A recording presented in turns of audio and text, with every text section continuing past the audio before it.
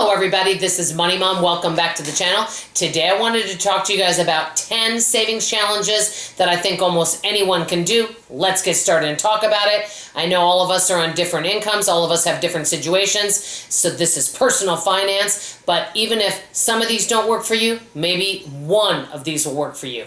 That's what it's all about. Let me start with number one. First one, we have heard this one before, using a change jar. I got this one at Walmart for like $5.98. It's lasted me quite a long time, and I think right now I have like $56 in there. So what I usually do is I put all of my change in here, and we can cash it out at the end of the year. A lot of times what we use this money for, my husband loves to decorate for Christmas, and we'll use it for Christmas lights. So that's something. But if you don't want to do that, you could save that money and put in a savings account and start an emergency savings with it. If you don't want to do change, some folks have done this. I have not done this. They set aside an envelope and they say every leftover dollar they're going to put in an envelope, and at the end of the year see how much they had. I've known folks that have done that with a dollar bill or $5 bill, and they might do it for a year, 6 months, 3 months, whatever works for them, and they can end up saving anywhere from $100 to $500. Every little bit helps. Now, if you don't feel like you can do that, if that's just too much, even if just putting all your change is too much, you might say, I'm going to set aside every quarter. And you'd be surprised at how fast it can add up. You could even tell families and friends when they come in the door, here, put your quarters in here. I'm just teasing about that. But every little bit can help. Any of those little money challenges can be a lot of fun. Number two, you guys, this is one of my favorites. Put one item back when you're at the store. Look in your cart and say, is there anything I can get away with that I don't absolutely need this week? Or, you know what, I do that. Or another one I'm adding to this, and I just thought of this now, either put one item back or play this game. It's this or that. So you see you want to buy one goodie for yourself, so you see chocolate-covered pretzels. Or you see some delicious cookies. Now, most of you are going to say you don't need either one, and you are right. But you can play the this or that game. Say I get one treat and one treat only. I get the chocolate pretzels or I get the cookies. I can't have both. So play this or that, or put one item back. Kind of the same thing in a way, but it's a lot of fun doing that, and it saves money overall. I usually save about maybe $15 to $20 a month just doing that. Okay, number three, you could skip 1 week going grocery shopping. I have done that before.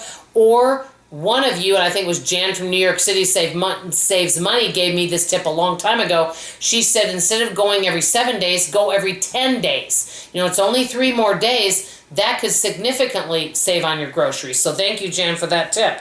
Number four, no spend day, no spend week, or low spend. I like intuitive shopping or mindful shopping and low spend rather. But, instead of maybe usually you go out for Memorial Day weekend and you have a staycation instead, plan some no spend days and get creative and have fun at home. Okay, this one is tough. Number five, the water only challenge. Confession, I love those bubbly drinks at Aldi. They used to be about 48 cents. I think they're 52 cents. Well, they haven't had them the last few weeks. So poor little old me has had to drink something called H2O instead. And so I've had to drink something called water, which ends up saving me a lot of money.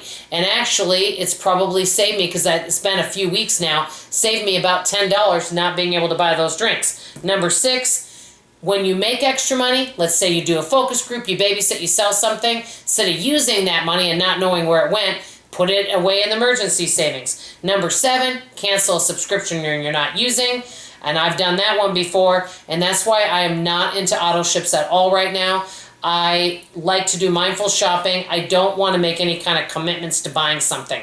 Let me know if any of you feel that way about auto ships. I want to know that question. How do you guys feel about auto ships? Is there anything you have on auto ship?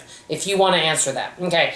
Also, number eight, ask for a discount. Don't be afraid to ask. Say, hey, if I buy all this, can you give it for this? Or if you see a box in the store, it's kind of crunched up and they marked it down but not enough. Say, I noticed you have these 3 boxes that are kind of crunched. You know what? I'll buy all 3 if you can give it to me for $1. The worst they can say is no, and then you can make your decision. Maybe they'll say yes. They say yes a lot to me. I mean, who could say no to this sweet little innocent face? Anyway, then the next one, number 9, take off holidays, tell folks, hey, I'm not exchanging this year. And you know what? Most people will be relieved. Last but not least, number 10, and I've done this in a recent video, pretend your house is a store. Change the mindset. All 10 of these I think could be really good tips. Let me know if you've used any of these. Also, let me know other savings challenges. Let's add to this list of 10 so we can all share in abundance. That's all I have to say for now. I love you, I appreciate you, and I'll see you on tomorrow morning's video. Bye-bye.